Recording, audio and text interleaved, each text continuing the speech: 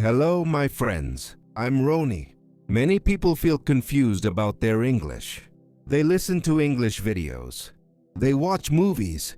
They understand most of the words.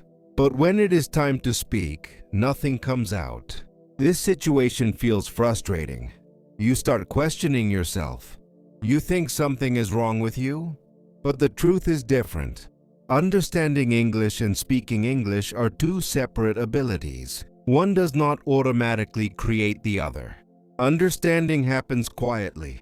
Speaking needs action. You trained your mind to listen. You trained your eyes to read. But you did not train your mouth to respond. That is why silence appears. When you try to speak, your brain becomes crowded. You search for the correct word. You try to remember grammar. You worry about pronunciation. All of this happens at the same time. Your brain cannot move that fast, so it freezes. This is not a weakness. This is a natural reaction. Most learners make the same mistake. They wait until they feel ready. They wait for confidence. They wait for perfect sentences. But confidence is not something you wait for. Confidence is something you build, and it is built through use. Think about learning to drive. You can watch driving videos. You can understand traffic rules. But you learn driving only when you sit behind the wheel. English works the same way. Your brain must experience speaking, not long speeches, not perfect sentences, simple responses, short expressions, clear meaning. Another hidden problem is fear. Not fear of English, fear of judgment. You imagine people laughing. You imagine making mistakes. You imagine embarrassment. So you choose silence.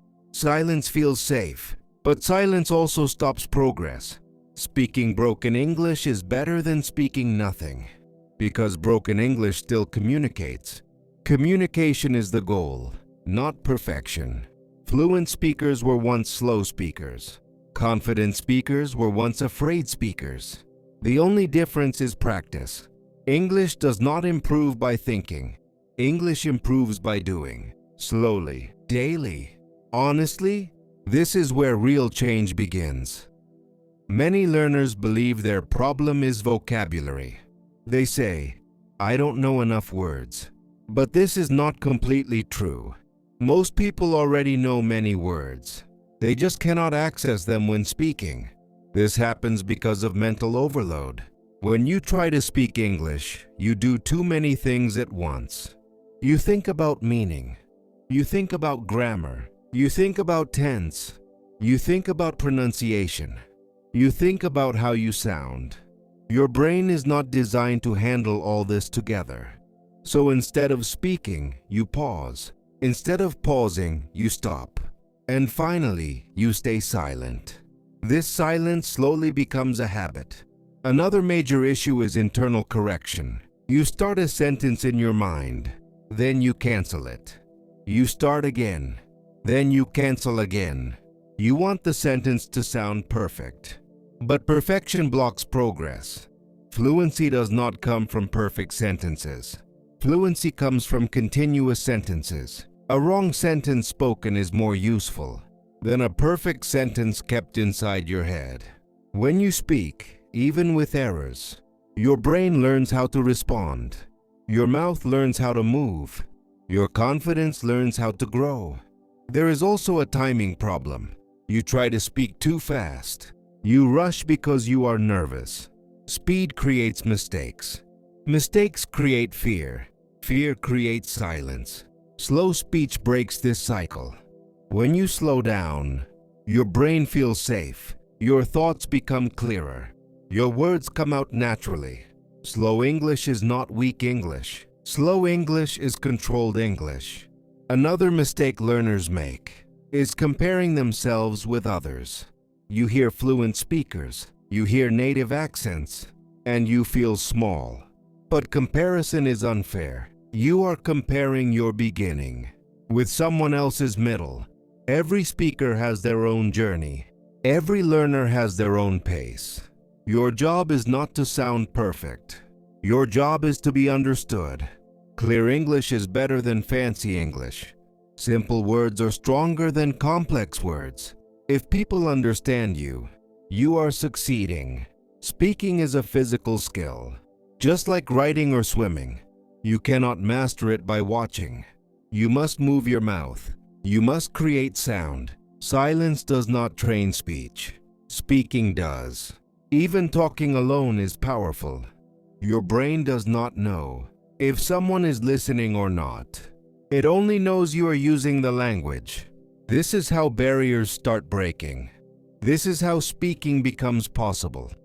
Many people believe speaking English requires another person. They wait for a partner. They wait for a teacher. They wait for the perfect environment. This waiting becomes a trap. Speaking does not begin with people. Speaking begins with thinking out loud. Your brain needs to hear your own voice in English. This is how confidence starts forming. Talking to yourself is not strange. It is training. Athletes practice alone. Singers rehearse alone. Speakers prepare alone. Language learners should do the same. Start with describing simple things. What you see, what you do, what you plan. You do not need long sentences. One idea is enough. For example, explain your morning, explain your room, explain your day. Do not correct every sentence. Let the sentence finish. Correction can come later. Your goal is flow, not accuracy. Another powerful method is repetition with variation. Take one simple sentence, say it in different ways. This builds flexibility. This builds control. Silence breaks confidence. Sound builds confidence. Even broken sound is better than silence. Some learners feel embarrassed even when alone. This embarrassment comes from habit, not from logic. No one is judging you. No one is listening, only you. If you cannot speak alone, speaking with others will feel impossible. Speaking alone removes pressure. There is no reaction, no interruption, no comparison. Your brain feels safe, and safety creates progress. Use slow speech intentionally. Pause when needed. Breathe between thoughts. Fast speech is not the goal. Clear speech is. Another effective technique is shadow speaking. Repeat what you hear, not perfectly, naturally. Your mouth learns rhythm. Your ears learn sound. Your brain learns timing. This is physical training, not intellectual study. Do not wait for motivation. Motivation comes after action. Speak even when you feel lazy. Speak even when you feel tired. 5 minutes done daily is more powerful than 1 hour done rarely. This is how speaking becomes natural. Improvement in English does not come from random effort. It comes from a simple system. A system removes confusion. A system removes excuses. The first part of the system is listening. Not passive listening, focused listening. Choose slow and clear English, not fast conversations, not complicated topics. Listen for understanding, not perfection. Missing some words is normal. Do not stop the audio. The second part is repetition. Repeat important sentences, not immediately. Give your brain time. Repetition creates familiarity. Familiarity creates confidence. The third part is production. Speak what you heard, not word by word, idea by idea. This trains thinking in English. The fourth part is consistency. Without consistency, nothing works. Daily short practice beats weekly long practice. Always. You do not need hours. You need commitment. Another important rule is emotional control. Do not attach emotions to mistakes. Mistakes are information. They show what needs practice. Getting upset slows learning. Staying calm speeds it up. Stop measuring progress daily. Language growth is invisible in short time, but visible in long time. Trust the process. Avoid jumping between methods. One system used daily is better than many systems used randomly. Your accent does not define your intelligence. Your speed does not define your ability. Only clarity matters. English is a tool, not a test, not a competition. Use it simply. Use it honestly. If you stay consistent, your mind will change. Your reaction time will change. Your confidence will change. Not suddenly, not magically, but surely. This is how English becomes part of your life.